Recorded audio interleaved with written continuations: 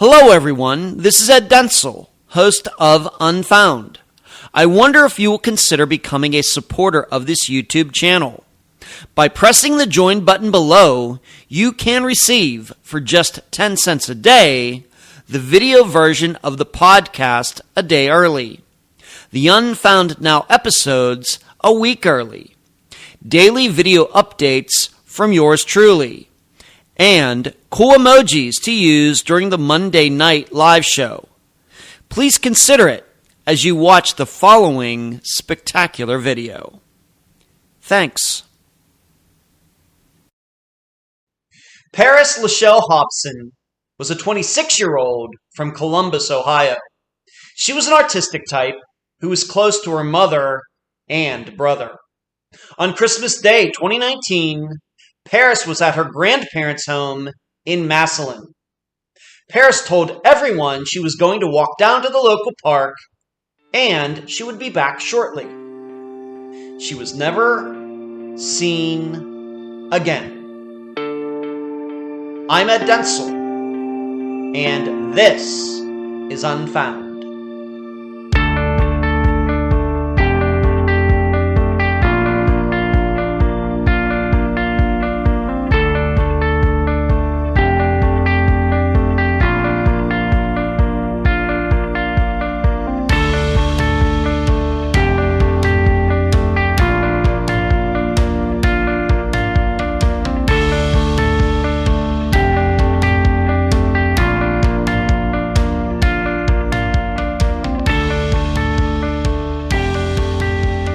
We spend a lot of time at Unfound, concentrating on the words and behaviors of missing people before they disappeared.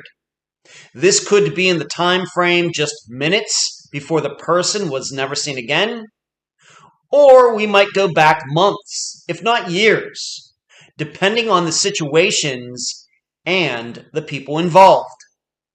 The question is always, was anything said or done by the missing person that could reveal why the disappearance occurred? The answer to that question is sometimes obvious. For example, Renee LaManna had a history of mental illness and paranoia before she disappeared. And in fact, on the night she ran away from her sister's home, Renee was having one of these extreme episodes. Yet, many times, the answer isn't so obvious. For example, did Chance Engelbert really mean it when he said he was going to walk the whole way back to Wyoming from Nebraska? We wouldn't think so, but maybe. Well, with the disappearance of Parris Hopson, in the weeks leading up to Christmas 2019, she was restless and anxious, but would not reveal the reasons. Then Parris was gone. Does her case have anything to do with being sleepless in Ohio? And now a summary of the case. This is brought to you by my friend Megan Linez's website, charleyproject.org. Parris Hopson had no addictions, vices, or mental issues. She lived with her mother, and they got along well. Parris started out in a career in counseling after college, but then she took what many might call a 180-degree turn and decided to become an event planner, working for the local American Legion. Parris was artistic, writing music, books, and screenplays. Maybe most importantly, Parris kept her deceased brother's memory alive by trying to find out what exactly happened when he was in a car wreck in 2017. But in the weeks leading up to her disappearance, Parris had problems sleeping, something she mentioned to her mother, but Parris would not reveal why this was. So on Christmas Day 2019, Parris and her mother arrived at the grandparents' house in Massillon. Other family members were there as well. The plan was to stay for a couple days, then return to Columbus.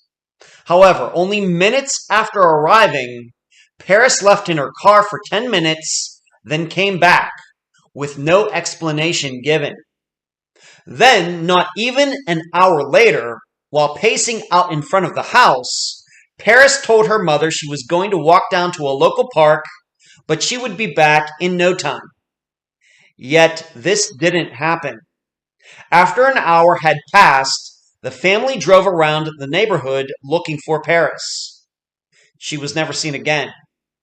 Eventually, the family discovered Parris had taken her purse, but she had left her phone, ID, and credit card behind in her car. As I continue to say over and over, trying to get inside the heads of missing people is an almost impossible task. They're gone, so we can't ask them what they were thinking. Likewise, their actions that we know they took may not have been indicative of what their true intentions were.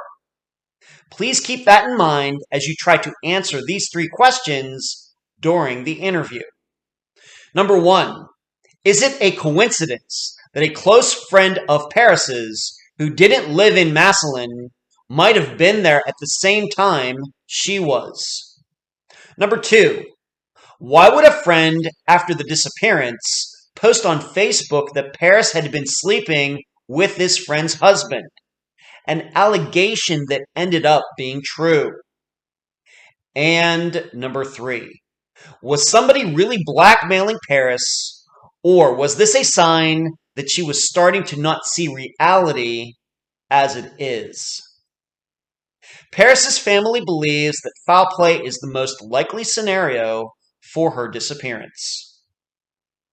The guest for this episode is Parris's mother, Lechelle Hopson. Unfound news. This is going to continue to be the first item in the news section for a while. Please subscribe to the new Unfound Live podcast on your platform. Listen as I run down some of the biggest news in true crime from the preceding week. And yes, with some analysis. Next, presentation time is upon us. On Tuesday, the 20th, I will be at Florida Southern College in Lakeland, Florida, to speak to a class. Then on Thursday, the 22nd, I will be spending all day at Nova Southeastern. In the morning, I will speak to a class. Then in the evening, Dr. Telesco and I will do our live show. It's going to be spectacular. Finally, this past weekend, I once again had a complete stranger at a disc golf tournament come up to me and say, "I'm a big fan of your podcast." And I blush every time.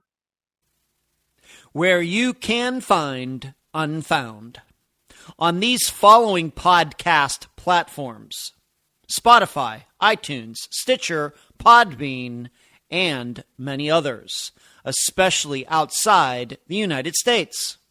The new podcast, Unfound Live, which comes out on Tuesdays, can also be found on these platforms. Social media sites: YouTube, Facebook, Instagram, Twitter, and the newest one, TikTok. Listener support sites: patreon.com/unfound podcast, paypal.me/unfound podcast. The website, theunfoundpodcast.com. The email address, unfoundpodcast@gmail.com. And please mention Unfound at all true crime websites and forums. Thank you. A note before the interview starts. You're going to hear some cutouts during my talk with Lechelle. Why is this? After the interview was completed, and upon reflection of the subject matter, Lechelle and I decided to edit out the name of the friend Parris had in Wooster. The reason being that both Lechelle and I believe that some information about him was given to Lechelle unethically, and it violated doctor-patient confidentiality. Thus, although you will hear about this friend and his possible connection to Parris's disappearance, His identity will remain a secret for just myself and Rochelle. Thank you for understanding. I'm so happy to have on this episode of Unfound the mother of Parris Hopson, Lechelle Hopson. Rochelle, welcome to Unfound. Thank you, Edward. Thank you for having me. You're very welcome. Let's start here as we just about always do when we have a family member, especially a parent on Unfound. Let's just talk about your family first. Of course, you have two children. You have a son and a daughter. Of course, Parris. And your son, who we're going to talk about a little bit later. But just talk about maybe raising them, your home. How did they get along? How would you explain the Hopson family? Oh wow, Parris and Perry, they were only 19 months apart, so they were pretty close in age, and they grew up close together. We're a pretty good team of three. They were smart kids. They were pretty smart kids. Did well in school, and I got them out of school. So we worked hard. We worked hard for all those years. But they were pretty good kids. Yes. Yeah. I have to ask. Your daughter is Parris. Your son is Perry. Was that planned? How did they feel about their names being so close in pronunciation? Well, actually, they were named. Perry was named after his father. His father's name is Perry. Okay. And when I was pregnant with Parris, we were trying to come up with a P name. He wanted her name to start with a P, so I came up with Parris a couple days after she was born. When she was born, I did not have a name for her yet, so she didn't have a name for about 2 days in the hospital, and then I came up with Parris with two R's. With two R's, yes. Okay, very interesting. Okay, Parris and Perry, I love it. Okay, so so you're home, and you said that Parris and Perry very close in age, 19 months apart. Of course, that's very close. The two of them very close growing up together, hung out together, did a lot together. Well, they hung out at home a lot. Once they became teenagers, you know how they venture out. Everyone has their own group of friends at that point. But at home, yes, they were pretty close. They were pretty close. Okay, yeah, 19 months. So not even 2 years difference. So they're maybe going to have some mutual friends when they go to school. They're going to be maybe just separated by a grade or two, something like that. In contrast, if they were like 8 or 9 years difference, that would of course be a much bigger deal. Okay, right. Let's move on to just like I said, we'll come back to Perry a little bit later because once again, we just maybe need to talk about this at least a little bit. What happened to him? Let's talk about Parris' personality, hobbies, interests, education. Let's talk about your daughter exclusively. Of course, that's why we're here. How would you explain her personality? Right. Outgoing, introverted, extroverted? She a lot like you, not like you? What would you say? She was definitely outgoing. Yeah, she was a humanitarian. She loved people. She loved helping. She was always down for networking as far as getting any kind of links to different avenues that she could, help with people.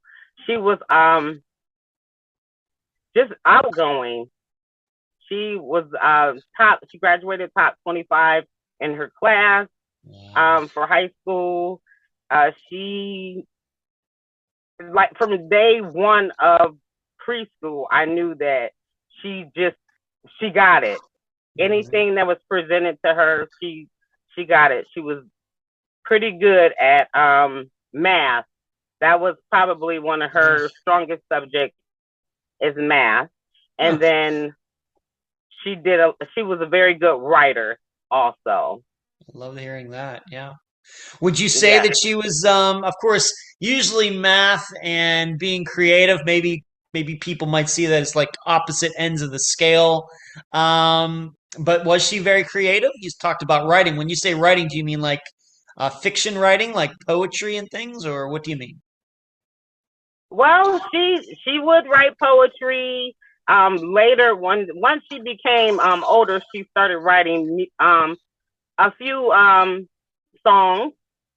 So she was Oh, very music. into music, Oh, okay. and she she wrote autobiographies for people. Just Huh. she's pretty good with writing. She Yeah. right off the top of her head, she can come up with something. She was Okay. yeah, she didn't get that from me. Okay. Well, I love, I'm a writer myself. I write a lot actually for Unfound, maybe more than ever people would ever realize. But I did a lot of writing before I started this podcast too. So when we have somebody on here, a missing Mhm. person who is creative or especially into writing, I love hearing about that because I personally can certainly relate to that. What about other interests? Was she, like you said, was she into music? Um, did she play an instrument? Was she in the band, the chorus, things like that? In high school, junior high and high school, she was in the band. She was in the high school Massillon Tiger swing band. All 4 years of high school, and then she was in the choir also at the same time. She was very busy, Okay. so she did choir and she did band. Right. You Hmm. got to keep the kids And then busy, she, keep them out of trouble, right? Right, Rochelle? Keep them busy, keep oh them out of yeah, trouble, right? That's what yeah, my parents did to me. I tried my best, but Yeah. that also kept me busy. Or Also, yeah, yeah. of course. Right, of course. Okay. You already talked about her education. Smart young woman into math, graduating, very close to the top of her class. What about higher education after she got out of high school? Did she go to college? Where did she go? What was her career, or what did she study in school? She went to college at Cleveland State University. After high school, she majored in um, social work.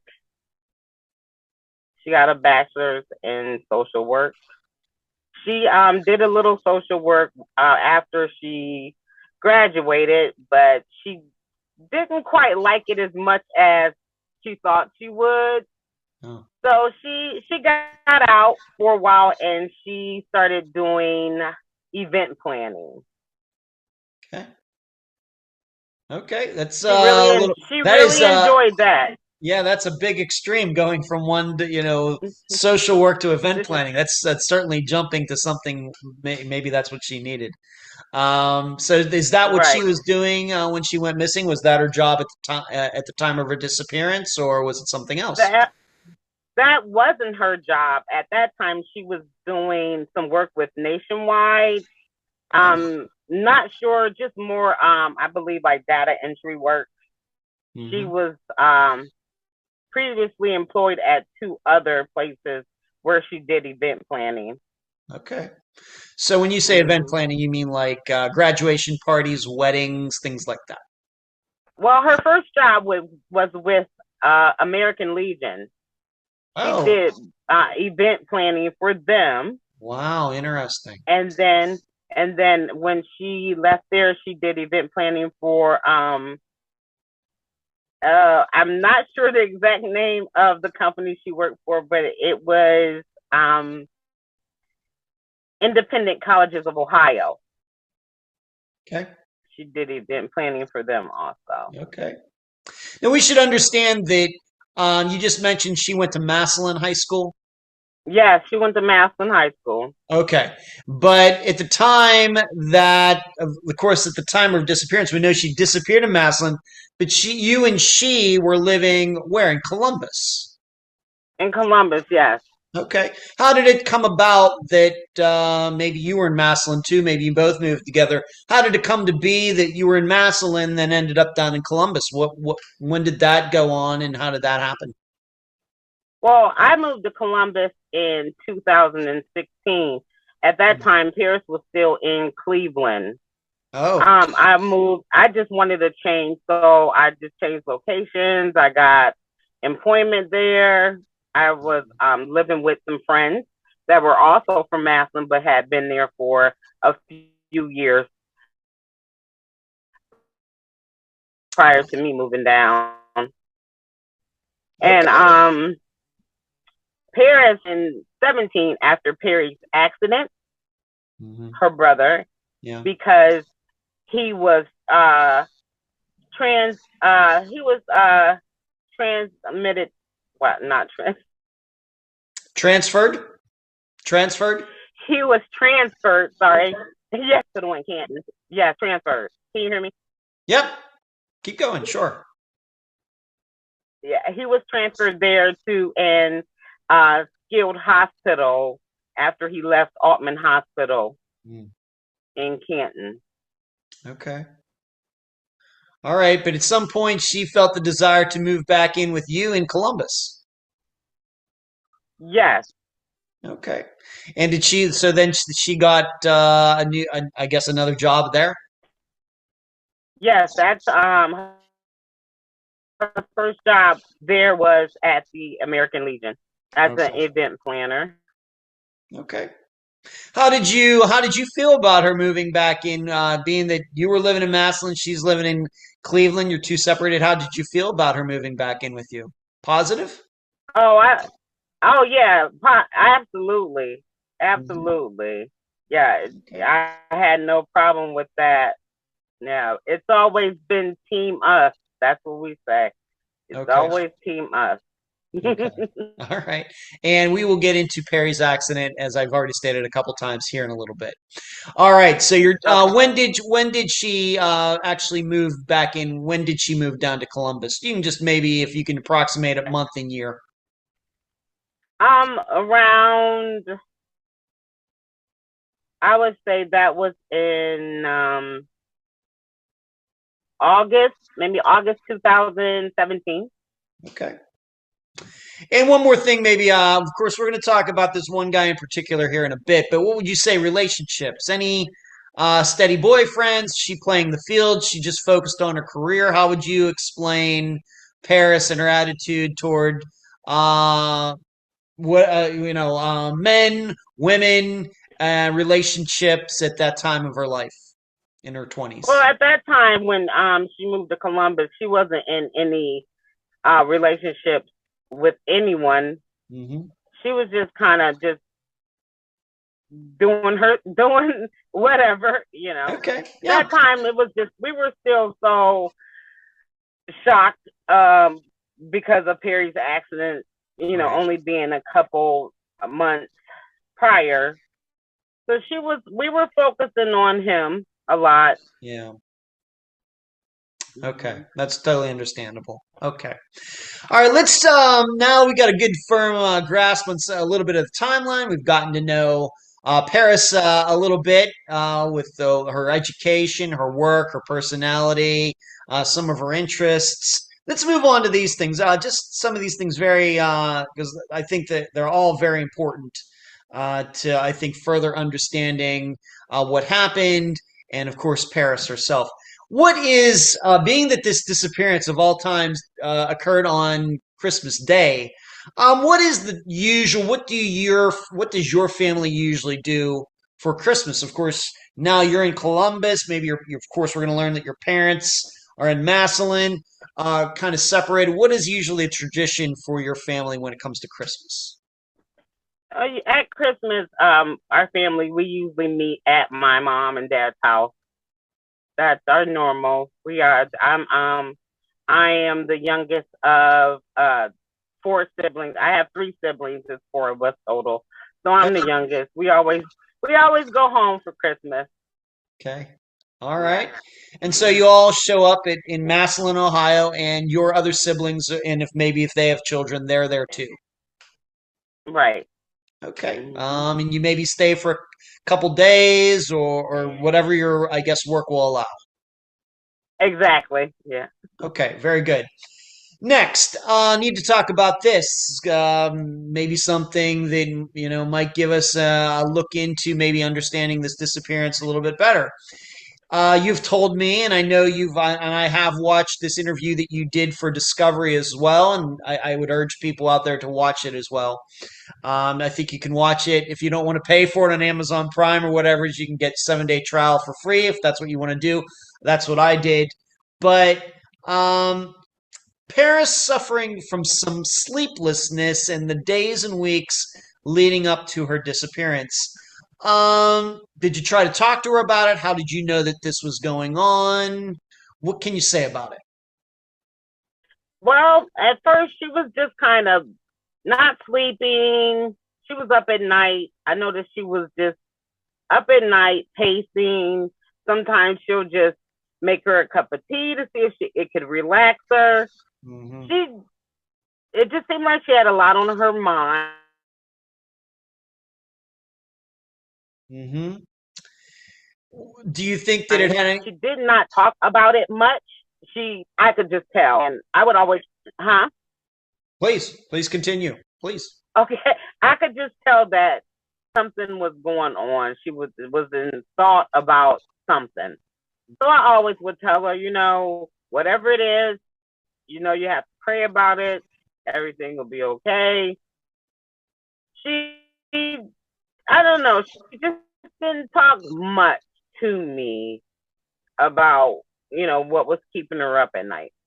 Okay. But you would say this is something that was unusual for her. She was usually not a night owl. She usually slept fairly well. Oh yeah, she did. She usually slept fairly well. She had no problems with sleeping. Okay. No. Did you, of course, once again, she never mentions explicitly what it was. No. Okay. No. Not the word. Please. She had made some comments to me about Mom, if I have to leave for a little while, you can stay here. You can stay here in the apartment. She made a comment like that to me. Around November. It was around Thanksgiving time, 2019. Okay. I asked her, I said, well, where are you going? And she was like, I was just saying, if I needed to go somewhere for a while, that you could stay here. Do you think the way you remember it? Of course, we have to realize this disappearance, at least once again in Unfound's world. I know it's been horrible for you ever since this happened, but the listeners know that the average age of a disappearance we cover on Unfound is usually like 20 years old. So this in our world, it's kind of very new. But the way you remember this, and it's not even 3 years yet, would you say that this comment, and we're going to talk about this comment a little bit more, but this comment and the sleeplessness, would you say that they happened around the same time? Yes, they did. They did. Okay. So we don't know if it could have been over her work, could have been over, a guy or some relationship that maybe you didn't know about. It's still very up in the air all this time later. We're still not sure what all of this is about. Right. Okay. And I'm not here to get into her deep medical history, but could have been that, of course, some medications can make people, have trouble sleeping. Any possibility of something like that? No, she wasn't on any medications that would cause her not to be tired. No. Okay. All right. Thank you. Let's move on to this, and we're going to just talk about him in general terms right now. How did Parris know him? Did they go to high school together? Did they have a job together? Did they just meet online? What do you know about how Parris and were friends? Well, she met on Easter of, I want to say it was 2018. Okay. I was actually trying to think when it was. I can't remember if it was 18 or 19, but it was definitely Easter. She met him at a friend's house that we visited on Easter Sunday in Wooster. He was a student at the College of Wooster. and he came over because he was friends of friends that we were visiting. He came over and they kind of just clicked, start talking. Yeah, but I guess just conversation, and they just realized they had some of the same interests, and they were both pretty good students and smart. Okay. Did he, after this time at this Easter, and I can understand, we don't know, it's 2019, which would make this like 6 or 8 months before she went missing, or it was 2018, so that Right. would be a year and 6 to 8 months before she went missing. Any idea after that particular Easter how many times they actually saw each other in person? Being that you two were living together, did he ever come down and visit while, at your place there in Columbus? Or did she go visit him? Can you even begin to guess how often these two saw actually in person over that time? Oh, they probably saw each other. I'm gonna say once a week, Wow. maybe twice a week. She would travel to see him. He's never been to our place down in Columbus, no. Okay. All right. So your understanding, so she would drive, I guess, up to see him, and so he's at Wooster, which there's a school there, and I've actually been there years and years ago. I've been on that campus years and years and years ago. But how far is Wooster from Columbus? I believe about an hour and a half. Okay. All right. Would you say, in your opinion, as her mother, would you say that they were boyfriend and girlfriend? No, I wouldn't say they were boyfriend and girlfriend. I would say that they probably liked each other a whole lot. But as far as giving it that boyfriend girlfriend title, no, I don't. Okay. I don't think so. All right. She never, and once again, being that you two were living together, she never referred to him as my boyfriend. No. Okay. Very good.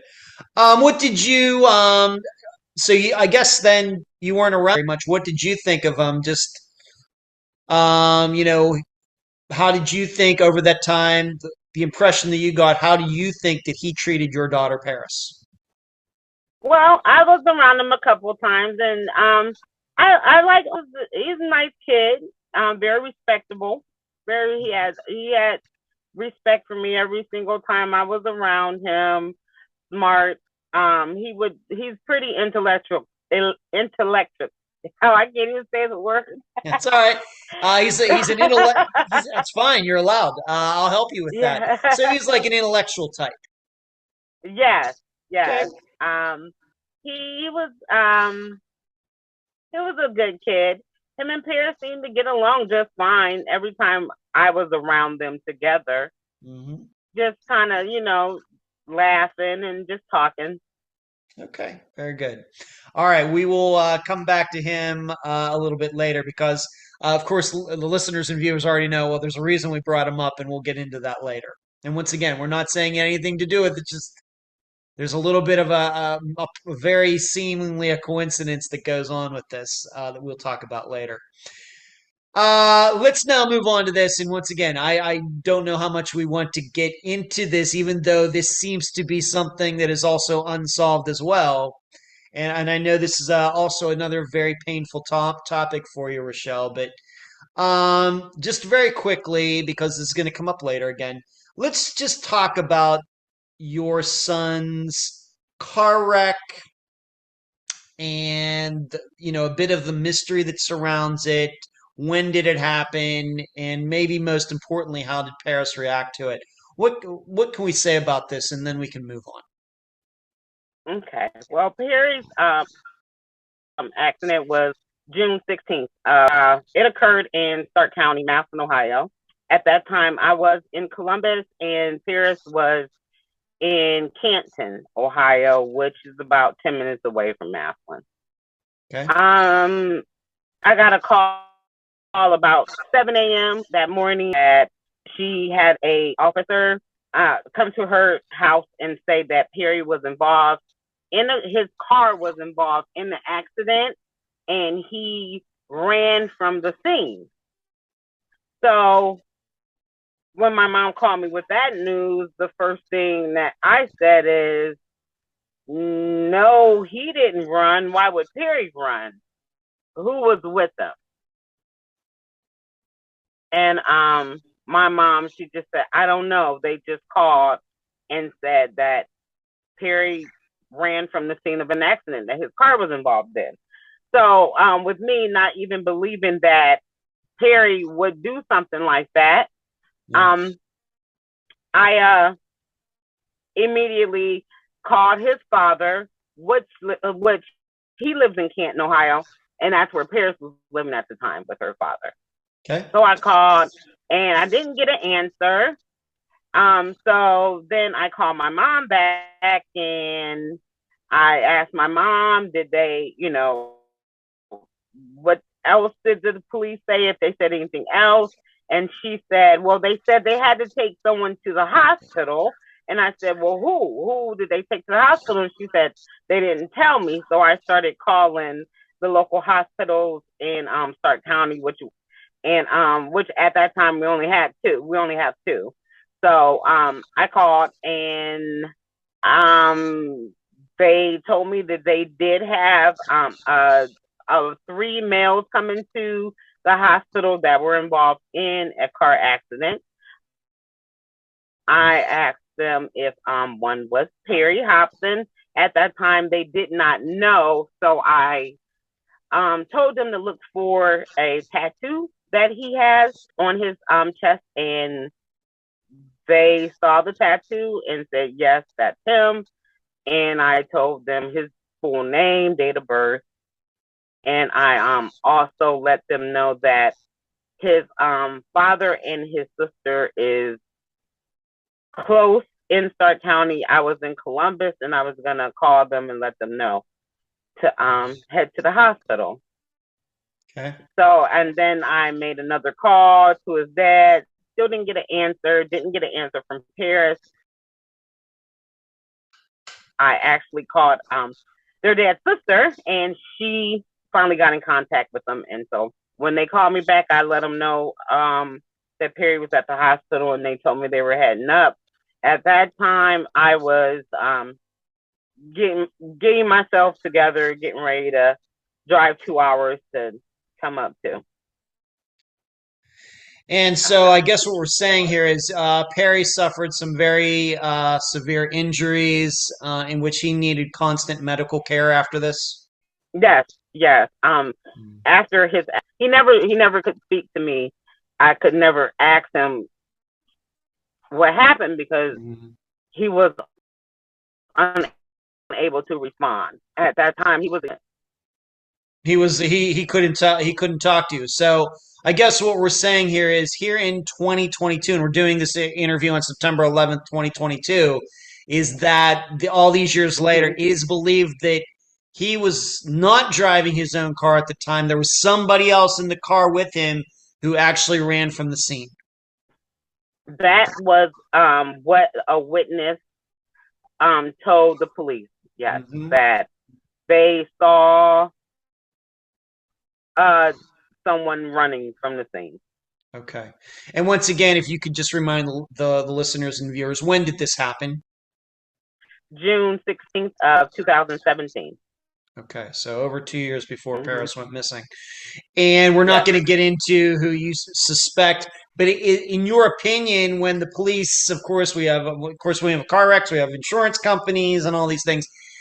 Do the police also believe that somebody else was in the car when this wreck happened? Well, yeah, they didn't tell me that they thought any different. I believe they were actually going by what the witness saw. But I guess what I'm saying is in the, usually they do like crash recreation and things. Was it determined that there was somebody, in the driver's seat? Usually, sometimes they can determine that. That was never told to me.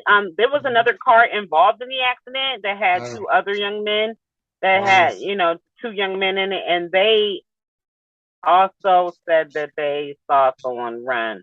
Okay.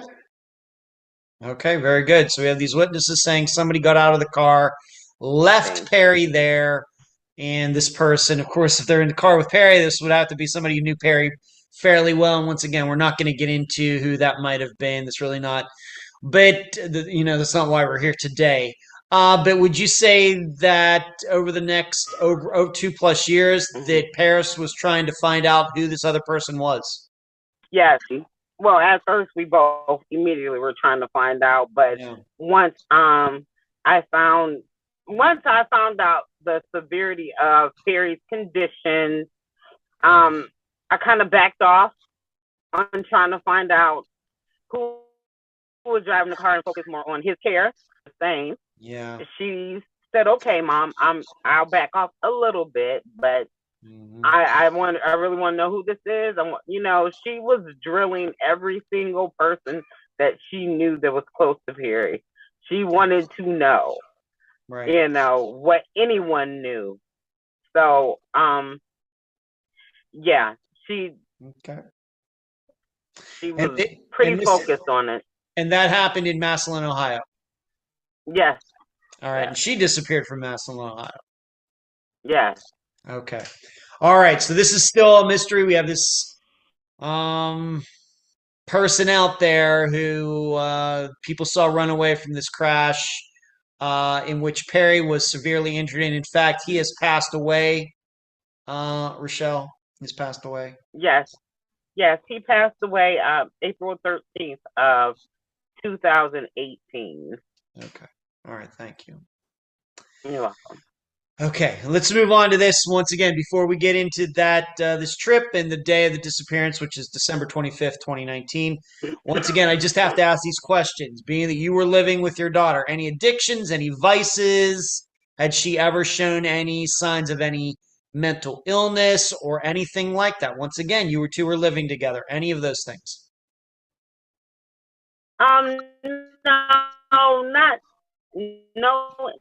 No mental illness, no living her life. Sometimes life just throws little obstacles, maybe problems at work sometimes, or ins and outs, things weren't going well, and but nothing major, nothing too major. Okay. All right. Let's move on to this trip. Of course, you and Parris are living in Columbus. You're going to go to Massillon, Ohio, for Christmas, as we've already talked about. What were the actual plans? Of course, if Parris doesn't go missing, what were the plans supposed to be for, a day, 2 days, 3 days? What was the plan supposed to be for you two?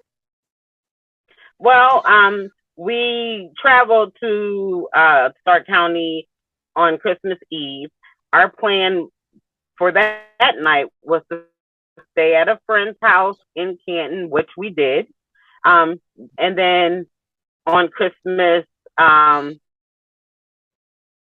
afternoon, we were going to go to my parents' house and just spend the day there. Anything after that, we really didn't have planned. Just as long as we got to my parents' house on Christmas. That was our main thing. Days after, we really didn't plan. And we actually about between 12:30 and 1 p.m. That's when we left, and we went the night before Christmas. On Christmas Eve, she didn't sleep very well that night either. I'm not sure, walking around, and she was kind of in and out the house because she smoked cigarettes, so she was in and out having a cigarette. I know she wasn't sleeping very well that night either. All right, I guess what I'm asking is, where you left your place in Columbus on December 24th, were you going to come back to Columbus on the 26th, the 27th? What were the plans? Oh, you know what? I can't even remember what day did Christmas fall on that year. I don't think we had plans to come back the very next day. No, okay. I don't think we did. So it very well could have been. It could have been that you stayed at your parents until the 27th, maybe. Right. Okay. All right. So leave on the 24th. Get up to your parents the next day after staying at the friends, and you might have been there a couple of days, which A lot of people do. That would not be strange. Okay. On this trip, while you two were in the car, I kind of just made a little bit of that trip. I went right through Columbus back in July when I was going through Ohio, headed up to Mhm. the Youngstown area because it's where my sister lives. But on this trip, going to Canton and from Canton to Massillon, did Paris talk to anybody on the phone? Did she text anybody? Communicate with anybody? Did she tell, for example, does she have any friends in Massillon who she might have wanted to get together with to see while she was there? Did she do anything of any of that? I don't recall her talking on the phone. She actually might have got a few minutes of sleep while she was in the car. I remember her kind of taking a little nap. As always, we play music in the car. We might have sang a few songs, you know. Hmm. I don't remember her being on the phone with anyone else. No, Okay. I don't remember her talking to Okay. So anyone. nothing, I guess what we're saying here is nothing in that trip really stood out to you. If she did talk to somebody, it just was not a conversation that really stuck out to you. Right, right. All right. Like, for example, if she was arguing with somebody, nothing like that, of course that would stick out. Nothing like that sticks out. No, Okay. definitely not. Okay. So you get there on the 25th. Of course, it's Christmas Day. You two get there and describe what happens. When I got there, me and Paris went inside. Um, of course, spoke with my parents a little bit, and probably was there about 15 minutes before I decided to go get a shower and get ready for the day. I probably spent about 15 to 20 minutes in the shower. And once I got out, we had already started having some guests over, and a childhood friend of mine, her children, they were there. So we took a few pictures on the inside of the house. I noticed while we were taking pictures, Paris was outside of the house, and she was kind of, pacing the yard, walking back and forth. And once we got outside, she was standing at the end of the yard, just kind of standing there. She had her purse in her hand, and me and my friend, we stopped and talked to her, asking her how she was doing and what's going on, and she was like, nothing really. And I said, well, where are you going? And she said, well, I'm just gonna take a walk. I'll probably just go to the park. And I told her, I said, well, Paris, if you seem like you just got something on your mind, whatever it is, don't worry about it. Just pray about it. Everything will be okay. And she said, oh, yeah, okay. And she took off walking, and we watched her walk down the street. We were not that far behind her, but we were only walking to a house that was across the street from Mhm. my parents' house. We were walking there to visit another neighbor. And she continued to walk down the street to the park, and I watched her walk down there until I couldn't see her anymore. And then I haven't seen her since. Okay, and what she was walking toward a park. What street is this on, and what street was she headed toward? She was headed towards 3rd Street. That is where Shriver Park is located, on 3rd Street. Okay, very good. Now My we have to parents understand. live on Shriver, but the park is Shriver Park, but it's located on 3rd. Okay. Now we have to understand something. This is Ohio. This isn't Florida. It's December. She's standing outside pacing in Ohio December weather. It was actually a beautiful How Christmas was it? day. How was it? Yes, it was. I remember the sun shining. It wasn't a very bad day to take a walk. We had no snow. We had Okay. no snow on that All right. day. All right. Thank you. Okay. Thank you for clarifying that up or clarifying that. Now we should mention something though. When did you find out that while you were in the shower that she took, is it her car or your car? She took the car somewhere while you were in the shower. When did you find this out? I found that out after she had went missing. My dad, he told me that he said, "Well, I don't know. She didn't really tell me where she went, but while you were in the shower, she had left, and she probably was gone about 10 minutes, and then she came right back, and she had left in the car and came right back. He didn't know where she went.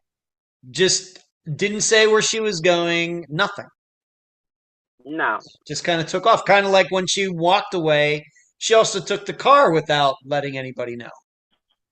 Yeah. I mean, it was her car, so. I got you, but once again we have to remember this is Christmas Day, you know.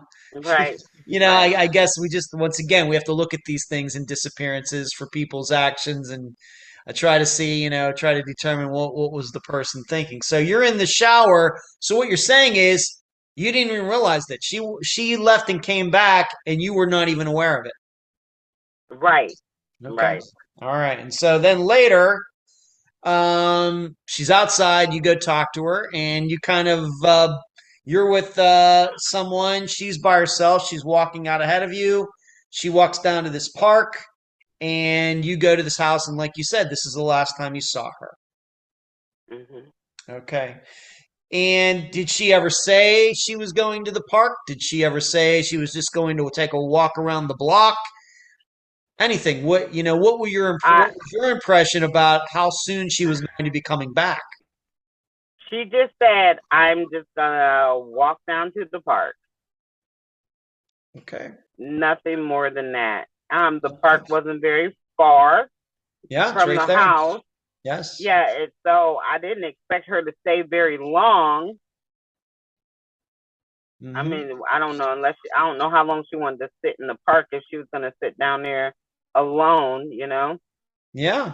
And yeah, it was kind of strange to me that she was even walking. She usually doesn't walk very much. Okay. All right. So she walks down there. Of course, you never see again. Nobody else in your family seen her. Never seen her again. We are going to talk about this witness though a little bit later. How long did it take you and your family to figure out that something wasn't right? Did it take an hour, a half hour? How long would you say it took before you started thinking, you know what? Why isn't she back yet? I'm gonna say about a half hour after she left. I had already been down at the neighbor's house. I would say about a half hour. I did send her a text, and I asked her if she was okay, and she didn't respond to the text. Probably about 10 minutes after that text, I walked up to the car, and I realized that she had left her phone in the car. So that kind of explained why she didn't respond. And then at that time, my cousin was sitting on the porch, and I asked him, did she come back? And he told me, no, I haven't seen her. She hasn't came back yet. And then that's literally when I went into, where is she? Right. Kind of a panic mode. Of course. Now, just some questions. Did you get, for example, this was her car. Did she leave the keys to her car there? Yes, she did leave the keys. Okay. Did you or maybe your parents or somebody else, of course you have a bunch of people there for Christmas. Did you go riding around trying to find her right at that moment? I did. I did go right around trying to find her at that moment. I actually just rode around the park. I rode the streets around the park. I didn't see her walking or sitting anywhere. So I had called a close friend of both of ours. It was a young man, and I asked him, did he happen to hear from her? And he said no. And I said, well, she left. She left walking. I don't know where she is. She has not come back yet. She left her phone. I explained that to him, and he said, come pick me up so we can go find her. So we went to go look, and we rode around a little bit on the southeast side. Still didn't see her anywhere, and then I just drove straight to the police department. Okay. This is just an example, and I realize this is not yesterday that this happened, but when you went down to the park that day, and of course it's still daylight out, was anybody there who could have maybe even seen her walking by that area? Was anybody even there to have seen her? No, I didn't see anyone there at that time. No. All right, so not even any witnesses, although we will talk about one here in a minute. So you go to the police, and of course, she is an adult. So what do they say to you? Oh, I explained to them. First thing they asked is if she had any mental health issues, and I told them no, and they explained to me that because she is an adult, that adults they can leave at any time they want to. They don't owe anyone any explanation. So I totally understood that. I just let them know that was just very unusual for my daughter, for Parris, to do that, Yeah. And he did ask for a description. I gave him, basic information: her name, age, date of birth, what she had on, and basically it was just left at that. And so then after that I left, and I went a whole night, still no Parris. Didn't have any clue where she was. I remember putting a Facebook post on, and I said, if anybody's seen Parris Hopson, let me know. And then the next day, still no sign of her. And I called one of my friends, and she was like, well, call the police again. See what they say today. Yeah. Tell them, still no Parris. So I called them, and at that time I was sitting in the park. I was in my car in the park, and the police officer met me there at the park, and I told him, I said, my daughter is still missing. I'm concerned about her safety. I don't know where she went. She left her car, her ID, her phone. And I don't know, at that time, the officer, he said, okay, I'm going to take this report, and then I'm going to put her on the National Missing Persons Registry. And that's okay. What were the, of course, you're there, your parents are there, some of your other family members there, and it seems like maybe friends, neighbors, maybe they all know that this is going on. What are some of the comments that are being made? Some of the insight. What is maybe the idea? The choices the people were coming up with as to why Parris left and never came back. What was coming to mind at that time? At that time, everybody, I think, was kind of in shock. Wasn't really. We were just trying to figure out, like, where could she have went. Is there anybody that was close to us that she would have walked to? Just kind of trying to brainstorm, because it threw a lot of us off that we couldn't just call her, because she didn't have her phone with her. Right. So that right there just threw everybody for a loop, because we just couldn't understand why she would leave without her phone. She always had that phone with her, so it was, but at that time, I don't recall anyone really saying much about, well, she told us she was going to go here or there, and no one had a clue why she didn't return. Okay. So what did she take with her? What have you been able to determine? What did she take with her? Of course, we know the clothes on her back, her shoes, but we know her phone was left behind. Do you have any records of anything else that she might have taken with her? Of course, you've already talked about she was a smoker. Did she take her cigarettes, or did she leave them there? Okay, well, she did. There was a pack of cigarettes that had about 2 cigarettes in it that was left there. Her purse, I know she had her purse. The contents that was in her purse, I have no idea. She left her phone, her driver's license, and she left one of her bank cards that I know that she had. I know it was an active bank card. Her wallet wasn't left behind, so that must have been in the purse also. But other than that, all right. Yeah, So she took her. whatever she had on her, it was in her purse or on her person, because everything else the things that I noticed that she would have took, like her ID and her phone, were left behind. Do you, once again, given that I don't know, I haven't lived with my dad for a long time, but being that you two live together, are you surprised that the ID, driver's license, I guess, and her card were separate from her purse? Because my impression as a guy is women usually carry those things in her purse. What is your opinion on that? It is kind of odd to me. Now, usually she has all those things in her wallet. Yeah. But they weren't in her wallet. They were just kind of sitting in the middle console of the car. Okay. Mm-hmm. All right. Okay.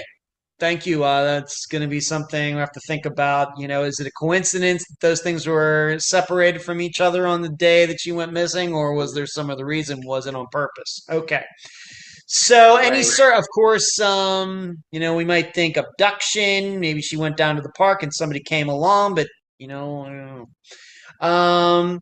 What about any searches done? Once you started maybe getting a little more organized, of course, you're all in shock, but we get to December 26th, we get to the 27th, the 28th. What kind of searches are done, and what kind of things like that? And then we'll get into some of these details a little more deeply. But what about any searches done at that time?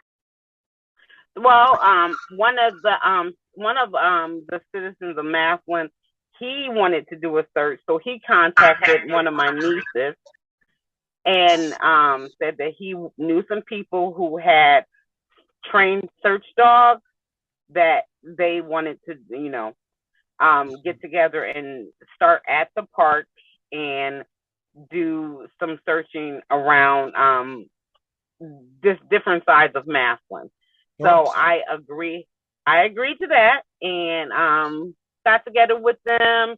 Probably about, I'm gonna guess about maybe 40 to 50 citizens in Massillon, all met at the park one day, and the people who had the search dogs, they came out, explained to us basically what's gonna happen. The dogs are gonna, I had a few items that belonged to Parris for the dogs to smell, and they wanted us to just kind of split up in different groups and tell which side of town we were going on. We were kind of keeping in close range to, the park, but we were branching out like a little bit farther. So we did that. Close to the end of the search, really not sure how the police department got wind of the search, but they called me and asked me if I mind if they bring their dogs out to search. So they basically interrupted our personal search that we had going on, told us to stop the search, and they brought their own dogs in and officers, and they did a search also. And I believe they were kind of going by where the other dogs were making some hits, which would, a few dogs, they were kind of all over the place. I believe there was like 3 dogs. I know one dog he was closer heading towards Erie Street. The cemetery is off of Erie Street. One dog went that way, and one dog had kind of stopped at the corner of Erie Street, and I want to say Pearl Avenue. I can't remember the other dog where he went. So they were kind of, once those dogs were got in those areas, they kind of focused on Erie Street a lot. So I do know at one point the search was at the cemetery. They were doing the search. There was a lot of wooded area up that way that they were kind of taking the dogs in there and searching a little bit. So I don't know. Nothing came up, of course. But. Yeah. Now, was it during these searches that this witness came forward, said that he or she saw Parris like standing on a corner at the park? When did this come up? That I believe that came up maybe a couple of days before the search.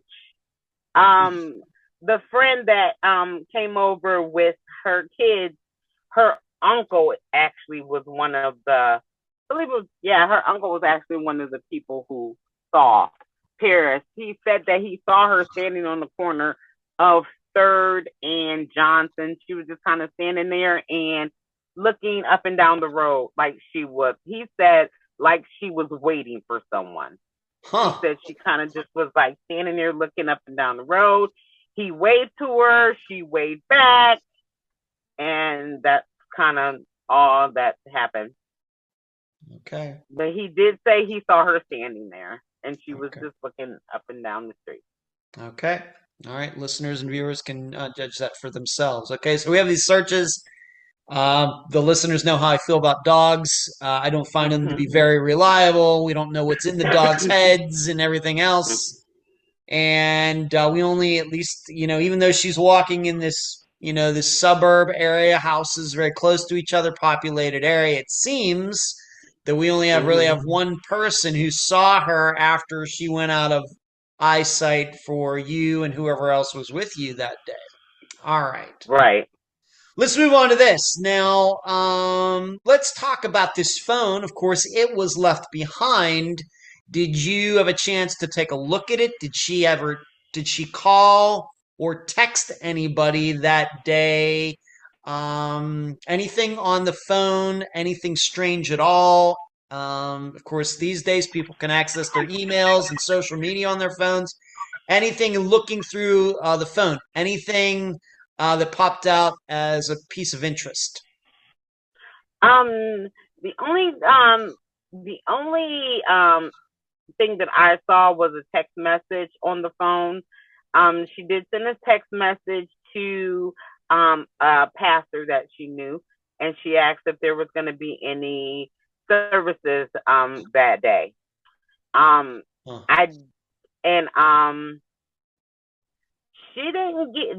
She didn't have a whole lot of outgoing messages other than that. I didn't see anything else. I don't recall seeing anything else. No phone calls. No. Okay. This church, close to where you were at your parents' or not? I believe the church would have been in Canton. Oh, okay. So that was probably, like I said, about 10, 15 minutes away. Okay. Did this pastor ever get back to her? Yes, she had texted her and said yes. Okay. All right. So once again, we have to remember that she went out in this car, and we'll get to that in a moment. But she goes out in her car, went somewhere for maybe 10 minutes, comes back. But as far as you could tell, during those 10 minutes, she didn't call or text anybody. No. Okay. On her phone, of course, we do a lot of searching. In fact, you're using your phone for this Zoom interview. You know how much our phones, how versatile they are.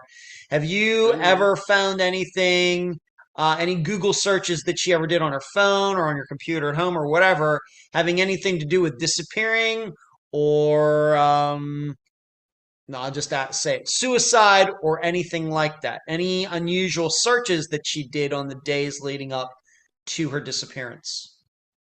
I did not notice anything. I had her phone for up until the next day of her disappearance. And then after that, I did turn it over to the Massillon Police Department. I didn't see anything. I'm not aware if they saw anything like that on her Google searches. They didn't share that with me if they did. Okay. A few things that they did see that I didn't see. I don't know how I missed it. They just said they did see a few text messages between her and a guy, but they couldn't trace them because the guy was using a text app number. Okay. How close to her disappearance was this going on? You know what? They didn't inform me how close. They didn't let me know. They just said it was some text messages that they saw, some pictures taken and sent. Huh. So Okay, so we don't know this. It seems like she was texting with somebody, but the number's not on there. it was a number, but the number wasn't traceable because of it being a text app number. Not sure if you're familiar with how a text app number works, but you can just randomly get on the app. They'll give you a phone number and you can make calls using that number. And at any time, you can just throw the number away. Okay. Now, this is something, if anybody's going to watch the Discovery interview that you did, I do have to ask you, and of course, because this is brought up, I'm going to only ask you this because it was brought up. Is there any proof that Parris had a burner phone? No proof at all. Okay. All right. Because as you know, there is an investigator, a private investigator, somebody who's not affiliated with the police department that brought that up. Okay. Yes. But yes. you never saw anything like that. You never heard anything like that. You never saw her paying. You never saw another phone lying around, anything like that, even though you two lived together. No, I did not. And yes, that was brought up. Is there a possibility she would have had another phone so she could have communication with someone if she wanted to? I did not know of any other phone. Okay, very good. Now, being that you two lived together, did you have access to Parris's banking, checking account, or anything like that? Yes, I did. All right, Yes. and after her disappearance, or even before her disappearance, any weird charges, anything on there that you could not explain? None that I saw before or after her disappearance. No. Okay. And maybe I'll ask you this. Anything like she took out an unusual amount of cash? No, I didn't see that. Okay. Let's move on to this. Now, of course, this day you said it was a beautiful Ohio day. No snow that day. So are you saying when you say a beautiful day in Ohio in December, are you saying it was like maybe 50 degrees? Yeah, we'll say around 50, 60. It was exceptionally nice for Ohio weather in December. Okay. In your opinion, how was she dressed? Was she dressed appropriately for those conditions? Would you say that she was warm enough, whatever she was wearing, to walk away that day? Yes, I do. Because she had a coat. She was wearing a coat, jeans, boots, and the top. I remember everything she had on because everything she had on belonged to me except for her coat. Okay, very good. Okay. Yeah. So she's dressed appropriately for the weather, but like you said, it was maybe unseasonably warm, even though that doesn't mean it was actually warm. So no need to worry about her walking off and getting cold and maybe suffering from hypothermia or something like that, which is a topic that we have discussed on some other disappearances when disappearances have happened during colder times of the year. Okay. Now we talked about this car trip, being that you didn't know about it until your father told you about it some days later. Have you been ever able to determine where she went that day? Of course, like he said, it was only like 10 minutes, so 5 minutes one way, 5 minutes back. Ever been able to determine where she went? No, not at all. there's only, I mean, on Christmas, there's only a few places that would be open that day. I know we have a local drive-through that's probably about, I don't know, 3 minutes away from the house that would be open on Christmas, and then gas station, which would be a little farther out than that. But those are the only two places that I could think of. You know, everything is usually closed on Christmas. Yeah, it is, right? Grocery stores, maybe 7-Elevens, they're open. Some Right, convenience right. stores, but yeah, grocery stores are usually closed and all those things. Okay. So we still don't know. It was a very short drive. It's her car. She left the keys behind. Of course, she left more than that behind. But nothing in the car, I guess, after the fact that showed you where she could have gone. For example, sometimes when you get a bag from a place, it has like the logo on it. Nothing like that. No, nothing at all. I looked over everything, tried to, you know, Okay. see if I could find any kind of clues or anything. I mean, from her phone to just looking at items that left behind, I personally couldn't come up with anything. Okay. Maybe I'll ask you this before we go any further. Being the, of course, I even know for myself, I'm 52 years old, but I tell my friends and maybe my assistants that help me with Unfound a lot more than I would ever tell, for example, my dad. What did some of Parris's friends have to say about her disappearance? Maybe if you told them, he wasn't sleeping very well. Have any of them, and I don't know, we're going to get to him again here shortly, but maybe her female friends, any of them ever able to offer any insight into the things that were going on with her before she disappeared? Anything that they said that caught your ear? No, nothing that really stands out. I know that she didn't vent to a lot of her friends. I know one friend in particular, she said that she talked to her about before. She would talk about him and how she, met this guy, was friends with this guy, that they really clicked, and she really liked him. And I mean, I remember her using a statement like, "Oh, I think he's my soulmate. I think I found one of my soulmates." Other than that, no, she didn't. None of her friends really knew anything, like that she spoke on to them about that would be odd or anything in particular. Okay. Now you mentioned this comment very early on in this interview that we're doing on September 11th of 2022. She said something to you to the effect of, "Mom, if I leave for a while, you can stay in this apartment." Of course, it came out of the blue, but once again, when was that said? And That was please, what can you say about it? that was around November of 2019. I do remember it had to be around. It was definitely around Thanksgiving because at that time I was baking pies. So I remember the pies cooling. I was sitting at the table. Parris was actually sitting on the floor, and then a friend of mine was also there. And she said that, "Mom, if I ever have to leave for a while, you can keep this place, stay at this place."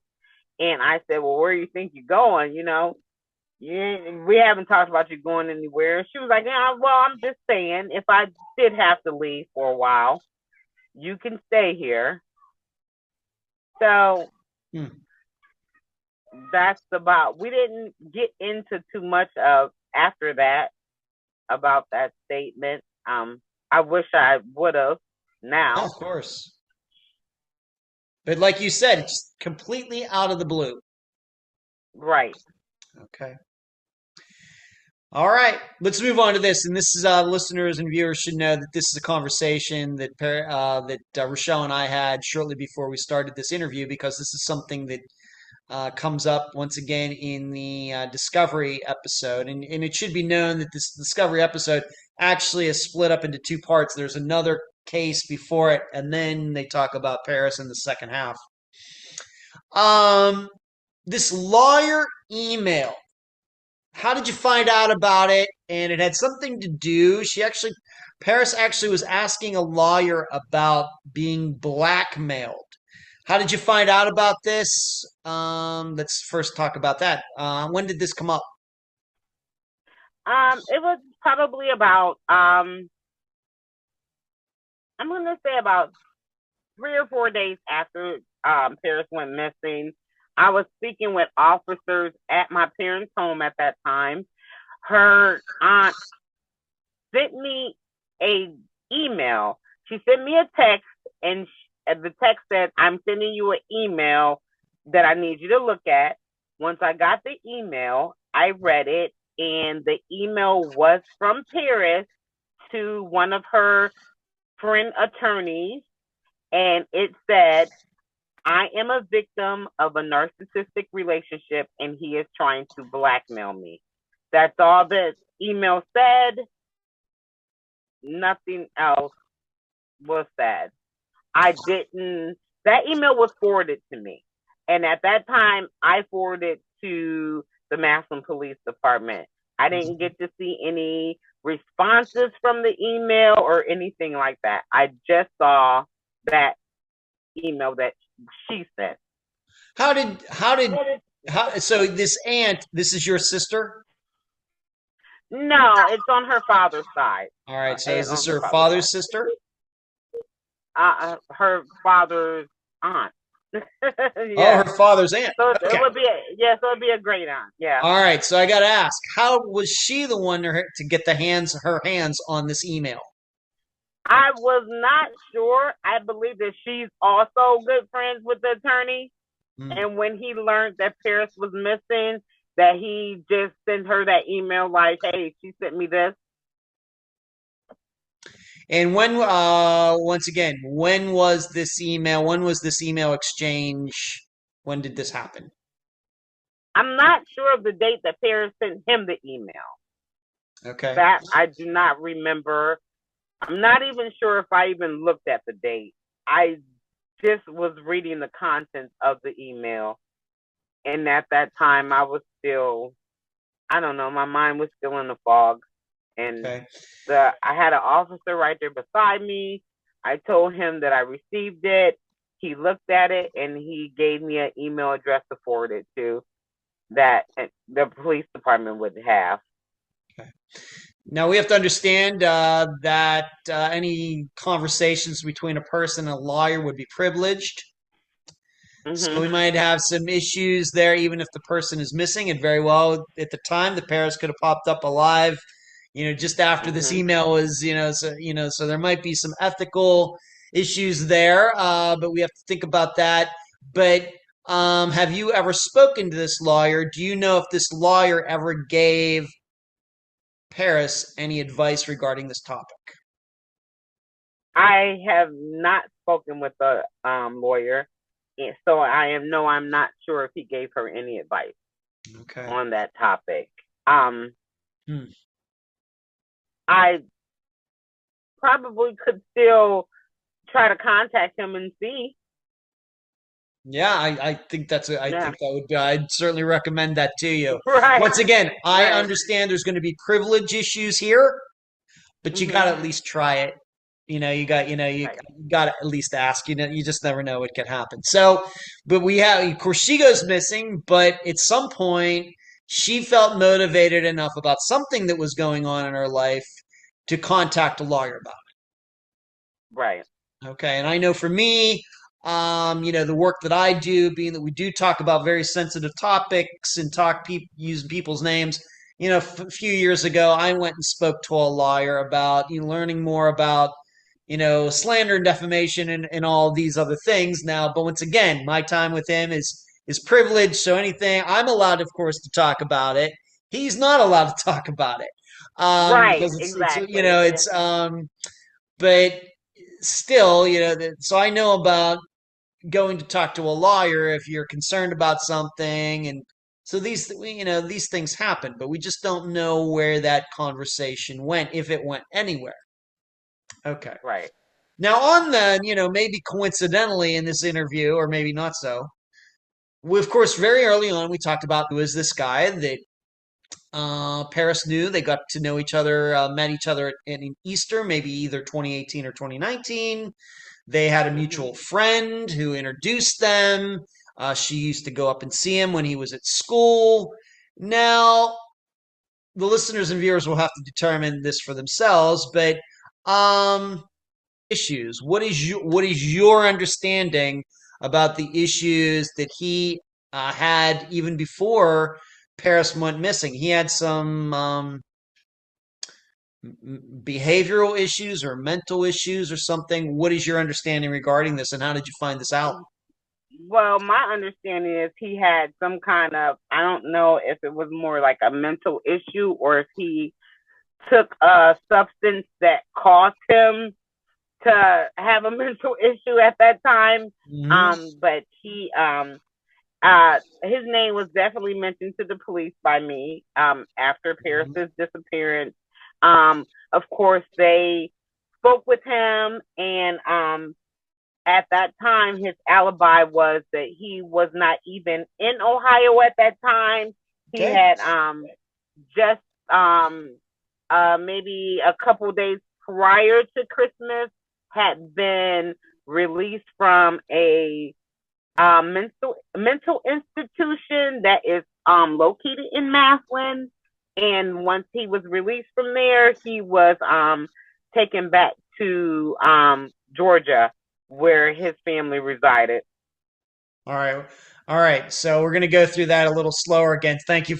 But just to be clear on this, how did you find this out? How did you find out that he was? How did you find out? I found out from the police. The police told you from the detective that was handling the Parris's case. After questioning him, that was his story. That was his alibi. That's where he was stating that he was at.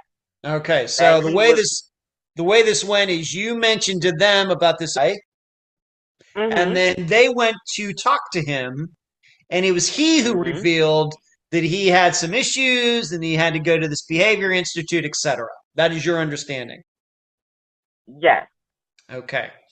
Now, the important part about this is that he was going to school in Wooster, Ohio, but he was actually at a behavior institute in Massillon, which is where you and Parris were on Christmas Day. Right. Right. And how close are Wooster, Ohio and Massillon, Ohio? About 25 minutes away. All right. Okay, so kind of close, but certainly not the same town. They certainly have different zip codes. And you got to speak to him, and what would you say his reaction was to when you talked to him personally and told him, Parris is missing? How did he react? What did he say? Well, he just actually, he expressed his concern. He basically was just saying that we have to trust that God would bring her home. And he said, well, that your daughter is she's a very good planner and she's very smart. Whatever she's going through, she can get through this. And he basically was just telling me, like, keep the faith and she will return home. And by the time you were talking to him, is it your understanding he was then back in the state of Georgia where he's originally from? At that time, I'm not sure if he was still in Georgia or if he had returned back to Ohio to back to school. Wasn't really sure where he was at that time when we spoke. Okay. And we only spoke via Messenger on Facebook. Oh, okay. So, all right. So you didn't actually hear his voice? No. Okay. Did he have any insight on why Parris? Did he ever offer up an opinion on why Parris was missing? No, not that I know of. No, not to me. He didn't. Okay. Not to me. He did not. Okay. Now, here's the other important question I'm going to ask you. Do you think that Parris knew that he was at this behavior institute in Massillon? I'm not sure if she did or not. She probably. I'm gonna say no because I think that if she knew that she would have at least mentioned it to me. I think I'm so. not sure how long it had been before those two had spoke. I don't remember them speaking a whole lot before she went missing. So I'm not sure when the last time she had spoke to him before the day she went missing. Okay. But So, she did not mention to me about him being in a mental institution. all right, and certainly didn't Never mention that he was in one in Massillon, Ohio, where you two were going for Christmas. Exactly. Now, the one in Massillon is probably the closest to a lot of cities around here. Okay. Yeah, that's a pretty big one. One of the main ones. Yeah. Okay. I don't even know about any other ones. Okay, because I agree with you. It seems the relationship, once again, sometimes kids don't want to tell their parents things. But I think for the average person, they're going to say, well, if she knew that he was in this institute, even if he had gotten out a week before, that you would have thought that she would have made, she would have even said to you in passing, hey, he's really having some tough times. He had to be admitted into this institute, to get some help. She never said anything like that to you. No, she didn't, and I would think that she would. If she knew, I would think that she would have mentioned it to me. Okay, thank you. Now, the listeners and viewers should know that I actually looked this Behavior Institute. Once again, we should know for the record, saying he was not there on December 25th, 2019. He said that he got let out before then, maybe a few days before, maybe a week before. That's at least what he told the police. I'm hoping the police at least looked into that. We're just not going to take somebody's word for that. But, and I've already told you this, Rochelle, but the Behavior Institute is only 1.6 miles from your parents' house. Yeah, it's not very far at all. Less than 2 miles. Yeah. Okay. All right. That is one, I got to tell you, that's one heck of a coincidence. Once again, I'm not doing anything to do with this disappearance, but when things like that come up, we have to talk about them. We have no choice, but we have to talk about these things. Okay. And once again, it doesn't seem like he was in the area to help with any searches or anything like that. No, I didn't see him at all. Okay. When was the last time you spoke to him? The last time I text with him, I would say, I want to say it was in 2020, 2021. So it's been a while. It's been a while. It's been a while. Yes. Okay. Do you keep tabs on him just to see where he is and what he's doing or not? No, because actually I believe that he got a different Facebook page. Oh, he did. Because the last Facebook page that he had, it hasn't really been used in about a year. Okay. The one that I was friends with him with, I believe that maybe he got hacked or something, because I remember getting a message in my messenger, one of those kind of scam ones. Yeah. Yes. Yeah. I got one of those from his messenger, and I knew it wasn't him, because I was like, okay, because I remember saying, if this is, what's my daughter's name? And he couldn't answer that. So I was like, okay, this has to be a scam. Yeah. Right.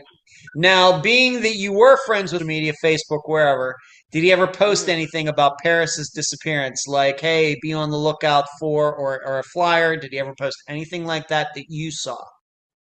I do not remember seeing anything on his page. No. Okay. Let's move on to this now.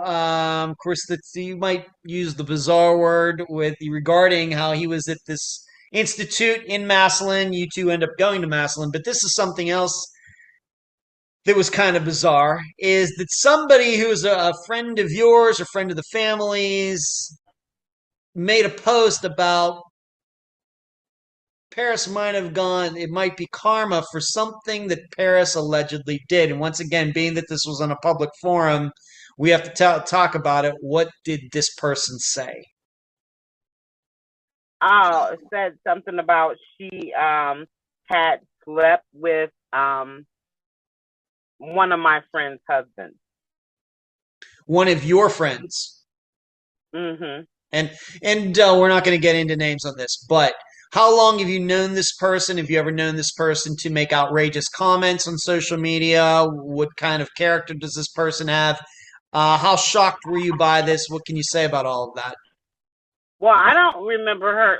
I know that that friend, she doesn't have social media. Okay. So she actually had sent a message to it was actually one of Perry's friends. Okay. He also knew Parris, so I would say it's Parris and Perry's friend. He received the message because she knew him. She messaged him and said that, and he forwarded that message to me because he said, "What's going on with her? What's she talking about?" So he sent that message to me, and it basically said that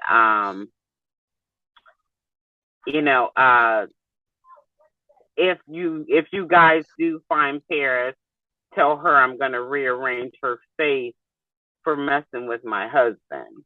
Is that right? Mm-hmm. Once again, you know this person. Does that sound like the way this person talks, or did somebody, what do you think about this? Oh, well, I can definitely see her talking like that. After I received that message from him, I personally messaged her, and she was talking the same way to me. So I do know that she felt that way. Like, she was angry. She was basically saying, well, this is probably just her karma for messing with my husband. I kept asking her what was she talking about. She really didn't elaborate too much on why she was saying that. The only thing that she did say at that time is, oh, well, I paid her myself. And I'm like, what are you talking about? So, and she was just like, it was so much anger in her text messaging to me. She wasn't very clear on what she was saying. All she just kept saying is, she was messing with my husband, and I wanted to talk to her because I thought that me and her were very, very good friends. But she would not answer the phone when I called. She would only text with me. And I mean, the text messages, she just sounded angry. I did forward every one of those messages to the detective also. Are you sure that maybe it just wasn't somebody who got a hold of her phone?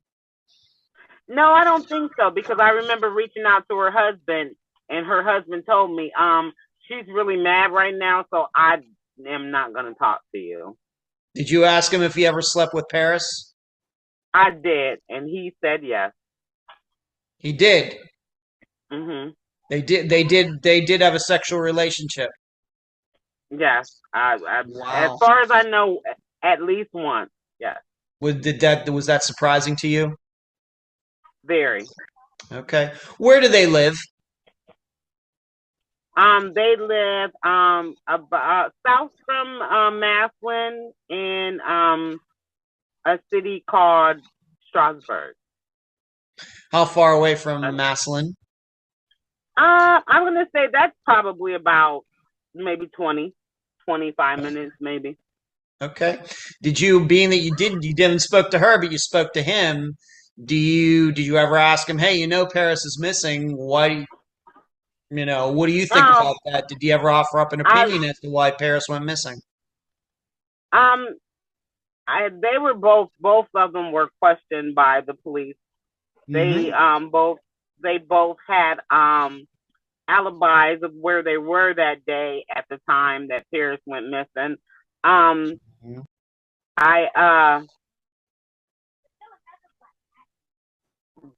haven't didn't hear from either one of them for about a year and a half, and then he sent me he decided to start following me on Snapchat.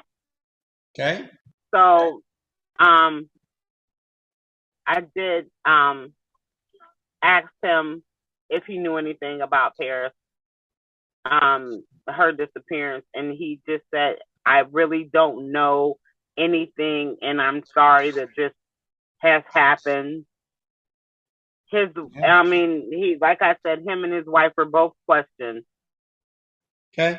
Regarding it, and the wife, the police did ask his wife why did she send those messages, and she said, well, I was just so angry because she claimed that she didn't find out about it until after her and her husband got back together, because apparently they had been separated for a while, and which I wasn't even aware.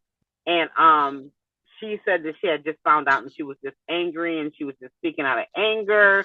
And he said that he did tell her, you picked the wrong time to speak out of anger, regarding Parris. And but still, even if she was sorry for what she said, she never reached out to me afterwards and apologized or anything. So, do you have a timeline as to when this guy and Parris got together?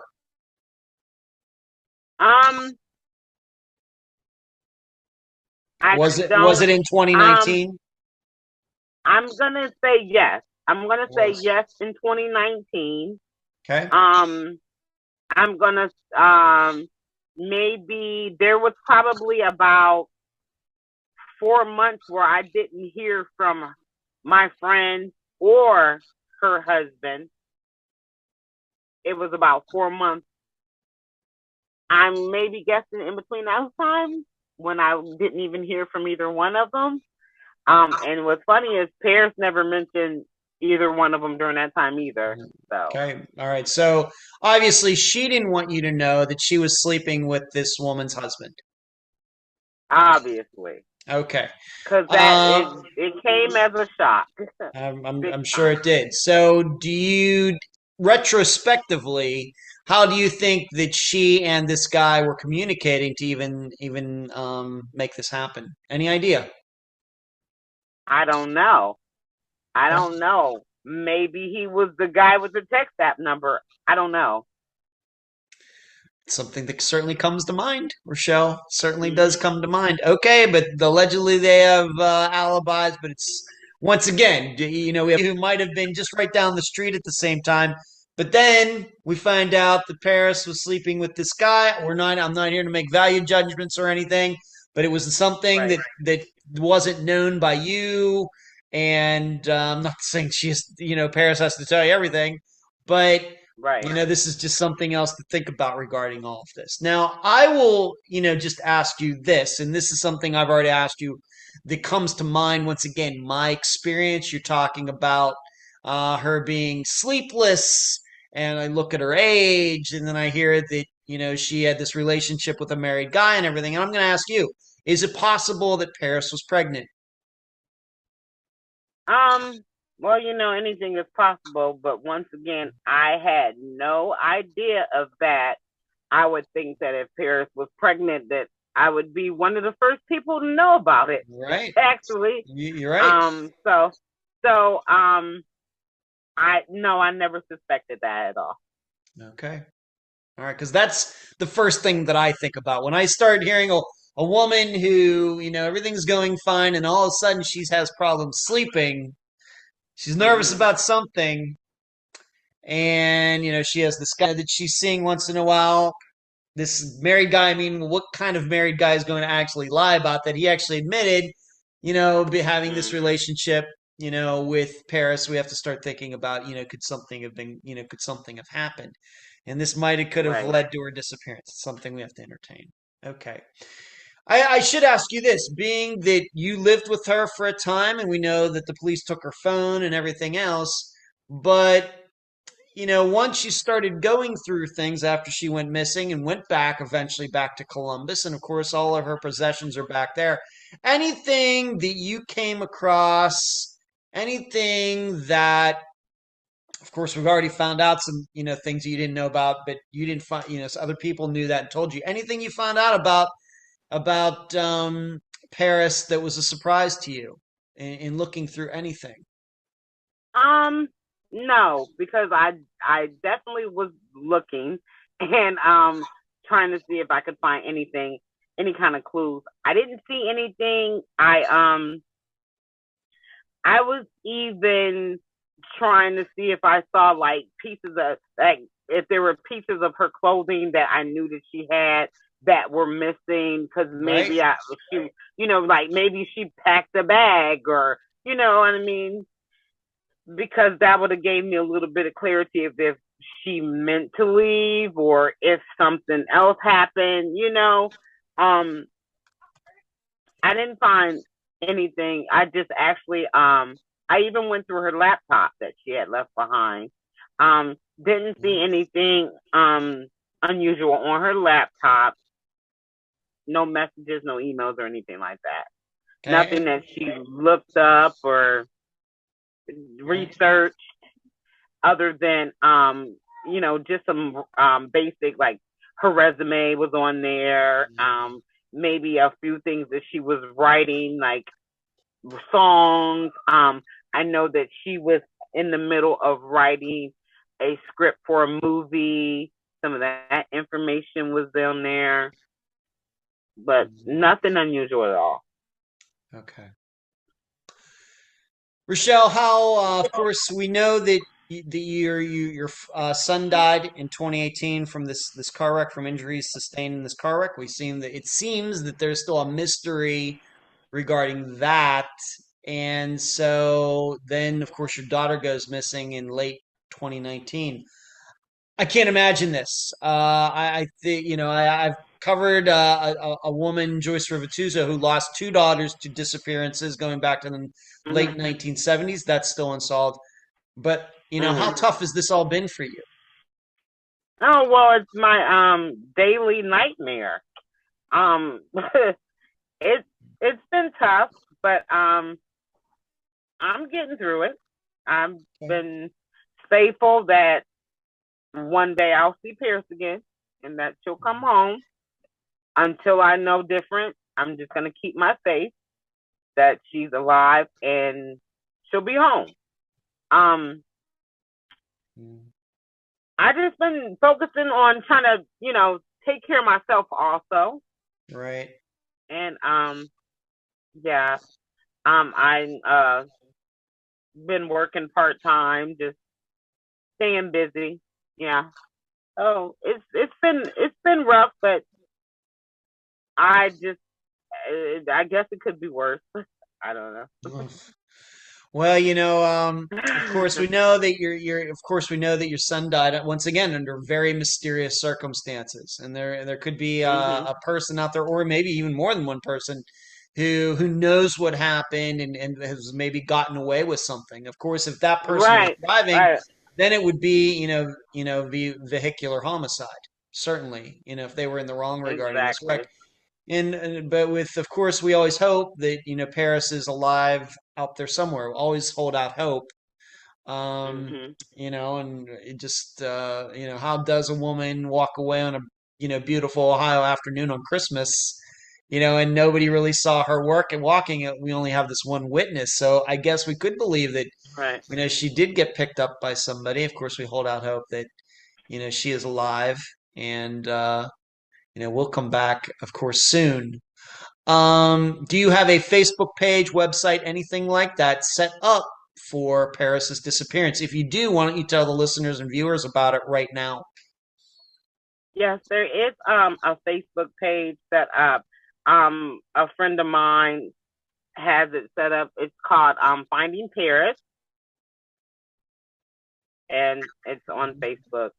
There is another one, and I don't know the name right offhand because it was kind of set up maybe a year after, and not much attention on that one.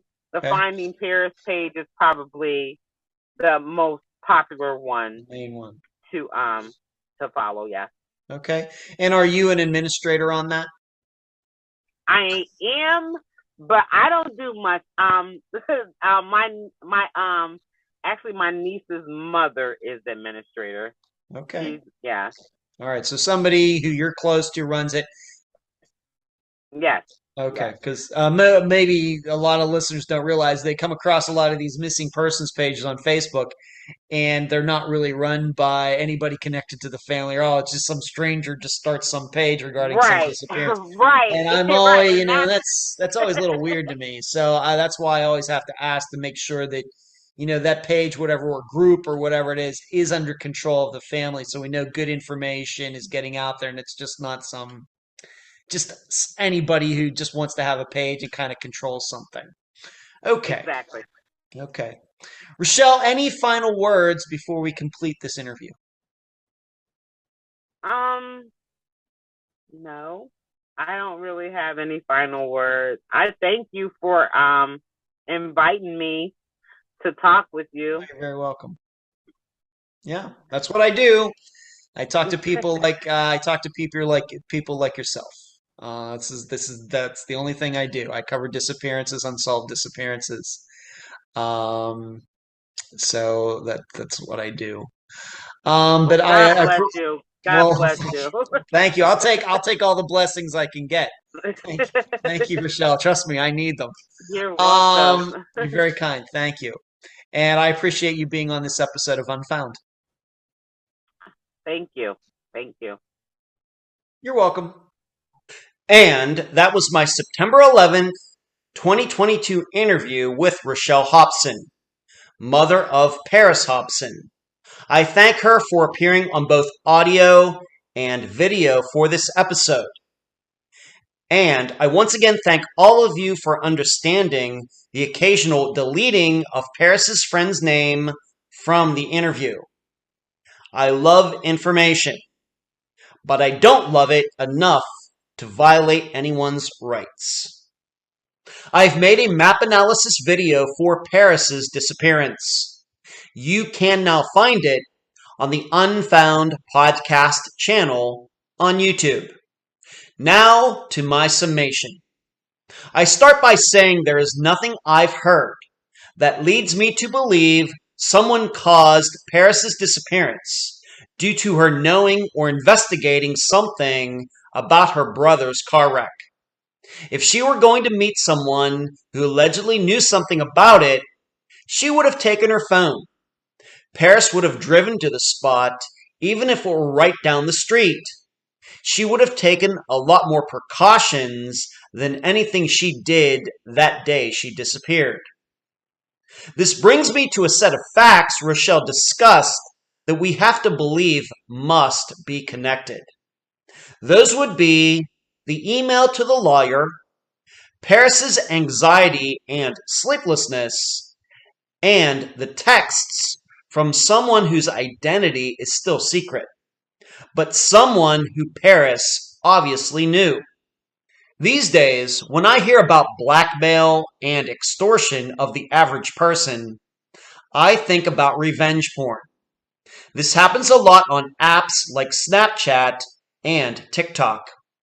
Women or even girls are tricked into sending X-rated pictures to someone, then that person turns around and threatens to make them public if certain demands, usually both sexual and financial, aren't met. However, there's also the kind of revenge porn where an ex-lover is in possession of a video or pictures, and to get back at the ex, the jilted lover threatens to make these items public. Once again, if certain demands aren't met, or the people do so anyway just to embarrass the ex. Either way, and in either the latter or former situation, The victims start to worry about their reputations and what others will think of them. And this has even caused people, mainly women, to commit suicide. Something to think about. The other group of facts we must contemplate is the leaving behind of Parris's ID, her phone, and credit card. All of you know by now that these important possessions being in the car are a bad sign. And I think under such circumstances, we go right to the conclusion that this is a suicide. The person doesn't want to be tracked using GPS. The person doesn't want to be able to be identified if found. Very common in suicide scenarios. What may fly in the face of that, though, is Parris took her purse. Do you need a purse to commit suicide? Maybe if it has a gun in it, but is there any proof Parris bought a gun? Not that I've heard. And you would think that would have come out by now. Surely gun dealers in the area now know about Parris's disappearance. I guess what I'm saying is, we may need to find a theory in which Parris was not suicidal, but that she didn't think it was in her best interests to have her phone or ID or credit card on her for whatever she was going to do. These are the puzzles that keep us all up at night, no matter where we live. I'll leave the theorizing up to you. And that's the program. Right now, while you are in your podcast platform, Spotify, YouTube, iTunes, wherever, give Unfound a 5-star review, a thumbs up, whatever that platform allows. I thank you for listening. I'm Ed Densel, and you've just finished this episode of Unfound.